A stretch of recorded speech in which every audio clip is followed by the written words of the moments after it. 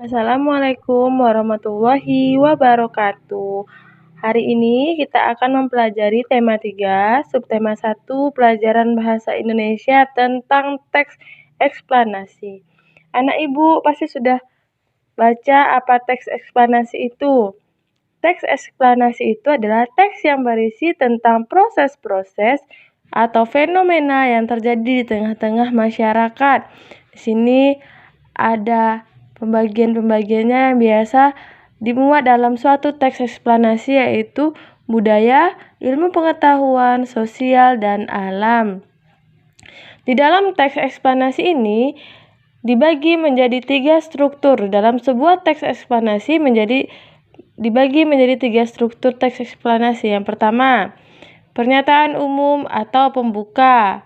Biasanya pernyataan umum atau pembuka ini berisi informasi singkat tentang apa yang sedang dibicarakan dalam suatu teks. Pernyataan umum yang dituliskan dalam teks tersebut berupa gambaran secara umum tentang apa yang diceritakan, mengapa itu terjadi, dan bagaimana proses terjadi fenomena atau peristiwa yang ada dalam teks. Yang kedua yaitu deretan penjelas atau isi. Ini yang lebih penting. Ini yang sangat penting, isi. Berisi urutan atau uraian penjelas tentang peristiwa yang terjadi dan kemudian diceritakan dalam suatu teks.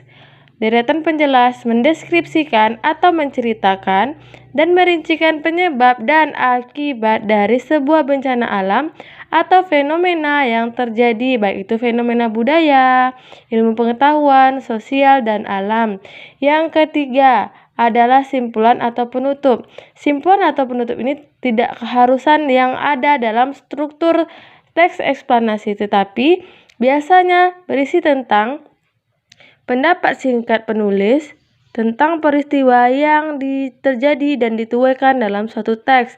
Biasanya berupa tanggapan dari si penulis atau kesimpulan dari teks yang dituliskan oleh penulis.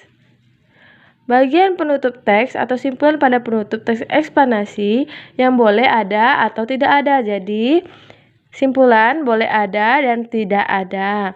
Apa tujuan dari teks eksplanasi dibuat, Ibu? Tujuan teks eksplanasi adalah untuk menjelaskan proses terciptanya sesuatu yang terjadi secara alamiah ataupun proses bekerjanya fenomena alam maupun sosial. Biasanya, topik permasalahan dapat ditemukan pada kalimat utama dalam setiap paragraf. Topik utama pada teks eksplanasi biasanya ditemukan pada kalimat utama di setiap paragraf. Selain itu, kita juga dapat membuat simpulan dari suatu teks eksplanasi.